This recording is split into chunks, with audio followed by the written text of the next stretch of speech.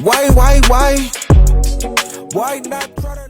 I just want to start this video off by saying how much I absolutely love and respect Jasmine Crockett. Because no matter how much they throw at her, no matter how much jealousy they have, no matter what kind of names they call her, she is unapologetically who she is. She made these statements about Donald Trump recently that really pissed a lot of them off. I mean, the racists are coming out of the woodworks, the bootlickers are coming out of the woodworks to back up the racists, and it hasn't even caused her to pause at all. And what she said in this 3-minute clip is exactly what we've been saying for months now. She talks about how Donald Trump has some damn nerve to talk about he's the president of law and order and he's going to put the criminals away and he's going to keep us safe and all that. Meanwhile, he let out 1,500 convicted felons and not only let out these 1,500 convicted felons who had did the things that they did on January 6th, but she also reads some of the charges that they had against them. Again, remember, this is Republicans, the party of they supposedly have Christian values, the party of family values, the party that always wants to try to pretend that they have the moral high ground. That party allowed Donald Trump to let out those 1,500 convicted felons, even though some of them had engaged in some of the worst acts you can ever imagine. They allowed it, they applauded it, and they didn't have anything to say about it. So Jasmine Crockett reads this shit off, and it's beautiful. And it's the reason why you got people like Loomer and Terrence Williams and Officer Tatum and all these people who are pissed off calling her all types of names because they don't have the courage to do what she's doing. This particular president has decided that he wants to shake down people as it relates to the First Amendment because he has filed not one lawsuit, not two lawsuits, but he has filed numerous lawsuits. He filed a lawsuit against the New York Times. He filed one against the Wall Street Journal, against CBS, against ABC, against the Des Moines Register. He is doing all of this because he wants to quash any speech that is not appreciative or lauding him, which is pretty much anything that's factual. So let's talk a few facts about these January 6th felons that should still be incarcerated because they went through the process, but because they were doing things on his behalf, of course, he wanted to let them go. So they released more than 1,000 people who participated in the insurrection on this government, many of whom had previous criminal records, like Mr. Theodore Mendenforth, who was convicted of predatory criminal sexual assault of a child, or Mr. Peter Schwartz, who had 38 prior convictions, including one where he beat his wife by repeatedly punching and biting her. Trump also pardoned Mr. David Daniel, who was convicted of production and possession of child pornography. Trump also pardoned Mr. Daniel Ball, who, quote, threw an explosive device that detonated upon at least 25 officers during the Capitol riot. He also had a record for, quote, domestic violence by strangulation. I'm not done. Trump also pardoned Mr. Andrew Taki, who sent nudes to an undercover law enforcement officer who was posing as a 15-year-old girl. Mr. Casey Hopkins also received a pardon from Trump, and Mr. Hopkins was convicted of forcible rape. According to court records, he, quote, had forcible intercourse with the victim, choked her to the point of impairing her vision, banged her head into a wall, and urinated into the victim's mouth as he humiliated her. These are the people that he decided to release in the streets of D.C. So if anybody does need to clean up D.C., I would agree it is this man, because he is the one that is causing half the crime that we have.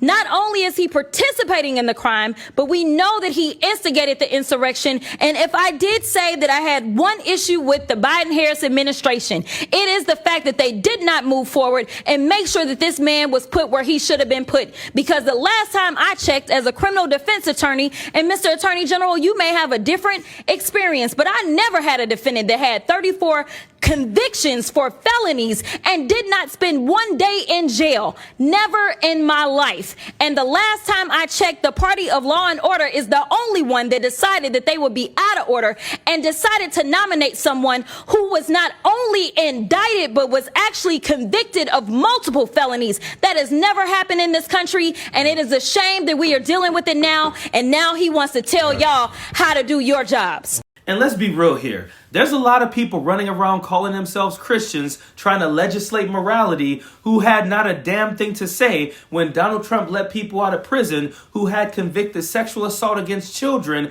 and domestic violence against their wives. They had not a goddamn thing to say. So fuck all of those people. But let's talk about Laura Loomer for a second.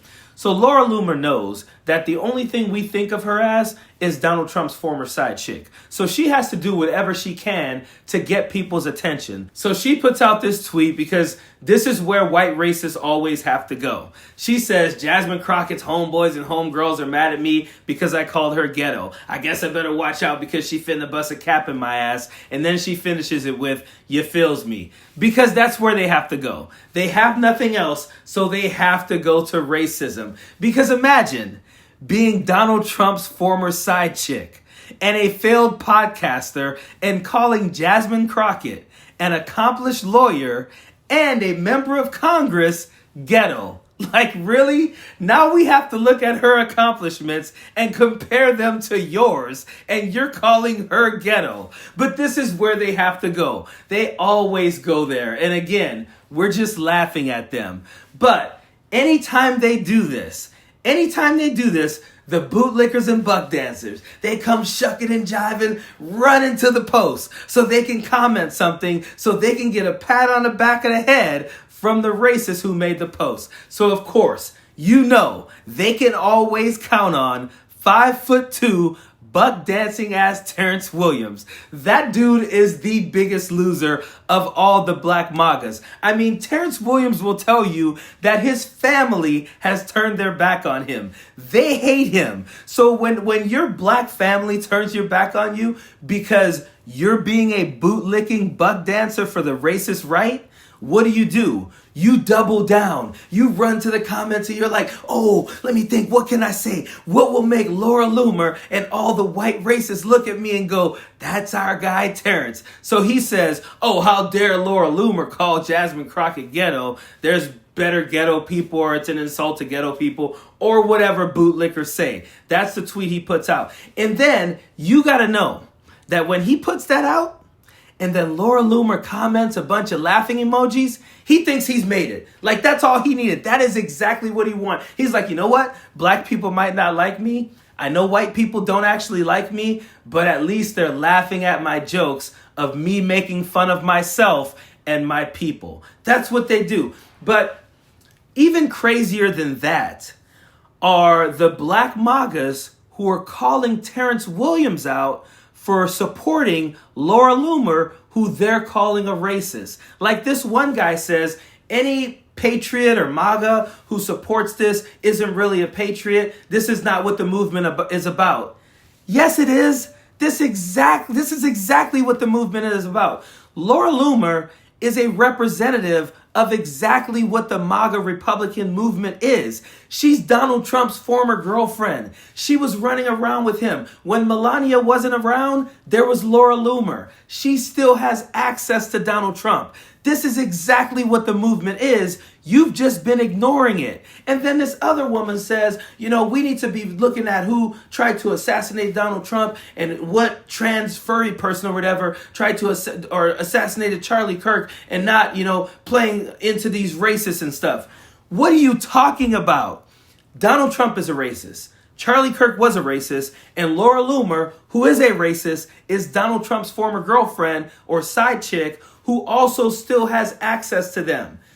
You guys are fooling yourselves right now. You've had your head in the sand so long, you can't tell you are Terrence Williams. Like, you guys should be wearing shirts that say, I am Terrence Williams, because you are. Just because you're slow to the party and now realizing all these people are racist doesn't mean you're any better than them. You've been shucking and jiving and bootlicking and buck dancing for them all this time. Now she says something blatantly racist, which she's been doing for years now. When she was running around with Donald Trump, she was doing all of that stuff, and you had nothing to say. You had not a damn thing to say, and now suddenly you're like, whoa, that's kind of racist. It's been racist. It is exactly what the MAGA movement is. Don't fool yourself. They're not the fringe. They're exactly what MAGAs and Republicans are. You are Terrence Williams. You just don't know it. Period. Don't want no enemies or ops. Envy in their heart, I tell them stop. Vacation on the yacht.